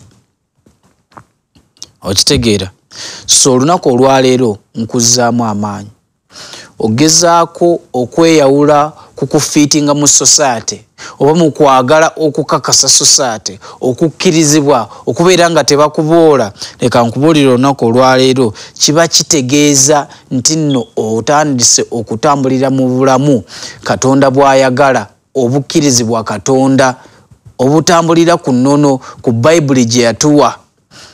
I am telling you. But the beautiful thing is sooner or later abantu bano bolaba bajja kukkiriza bajja kwegomba nnyo bajja gamba singa omwana wange abeeranga gundi kubanga bala bakwenyumirizaamu wadde kitegeeza nti n'otandise okutambulira mu bulamu obwo Katonda the uniqueness that God created you. Gwoba oli muntu w'amazima n'oba toli muntu w'amazima naye nga Katonda yatugamba tutambulire mu mazima ekintu kyogera nga bwe kiri tebabba ssente za ojalaba nga batandika okwesiga sente muzikwase mulokole lwaki muzikwase mulokole gwe twesiga waliwo responsibility Katonda zagenda okuteekako nga zaagala omuntu atakakasa bantu nti atatambulira nnyo mu bubokisi bw'abantu tino atatya kunyiiza bantu ng'oyagala kutambulira mu bulamu obusanyusa Katonda. Kati kankubuuze olunaku olwaleero kiki ekikusibye? Kiki ekikusibye ekikulemesezza okutambulira mu bulamu obusanyusa Katonda? Wadde omubiri gukusiiwa gutya, wadde kaboyi kazze ne kabaako bye kagula ne kateekawo embeera ne koogera obugambo buli eri nga maama ne woobeera ani naye ng'otambuliza obulamu obuweesa Katonda ekitiibwa omugambira oyogedde bulungi naye no. Katonda akuwa amaanyi akuwe obuvumu omwoyo omutukuvu akujjukize buli woobeera mu mbeera ng'ogiraba ekunyigiriza obe yakusanyusa abantu nga nayo inakola kino kyawandikibwa. Oh God, akuwa amaanyi tato mulungi. Mpayo mikwano gyaffe abatulaba. Amaanyi gave okuva eri owo. Leka tutambulire mu katibako si mu katibako abantu. Tukusanyuse tuleme kusanyusa abantu. Okubanga empeera ultimately eva gy'oli. Bakulembere bawa amaanyi mu linnya lya Yesu Kristo. Tusabye. Olunaku olungi tewabaako kikusiba. Tambulira mu Yesu ate gw'oba osanyusa. Mweraba.